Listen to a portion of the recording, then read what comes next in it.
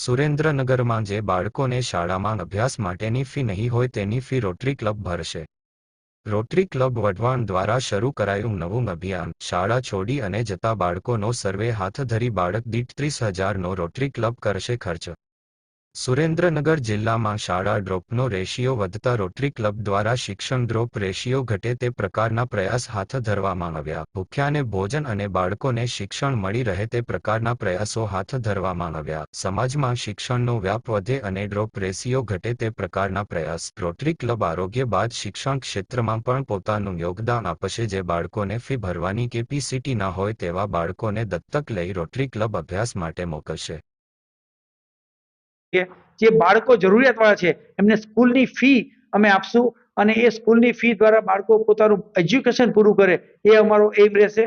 ઉપરાંત શહેરને કોરોના પછી ઓક્સિજનની કિંમત આપણને ખબર પડી છે એટલે અમે મિયાવાકી ફોરેસ્ટ જે જાપાની સિસ્ટમ છે એ મિયાવાકી ફોરેસ્ટથી અમે 2 ફોરેસ્ટ ડેવલપ કરવા જઈ રહ્યા છીએ.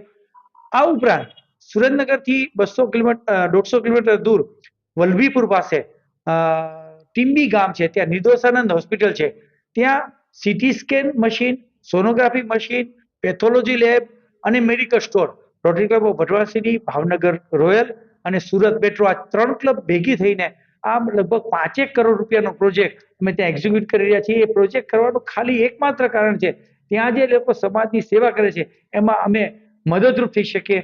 અમે ત્યાં ફૂલ નહીં અને ફૂલની પાંખડી એટલે કે નહીં નફો નહીં નુકસાનના ધોરણે તમે આ બધા સેન્ટર ચલાવવાના છીએ.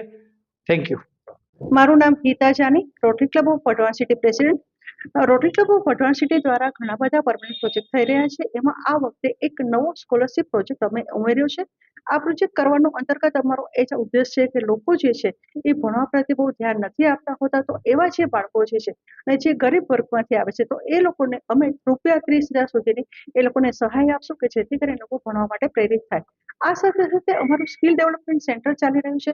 એ સેન્ટર છે એવું છે કે જે છોકરાઓ છે 10 અથવા તો 12 ધોરણ પાસ કરીને જે લોકોને મશીન ઉપર તાત્કાલિક એની સારવાર એની જે છે એ મેથડ લઈ અને મેથડ લઈને કારીગર તરીકે જોબ કરી શકે એવી અમારો પ્રયત્ન છે. તો સ્કિલ ડેવલપમેન્ટ સેન્ટર અને સ્કોલરશિપ જે છે અમારો આઇકોનિક પ્રોજેક્ટ છે.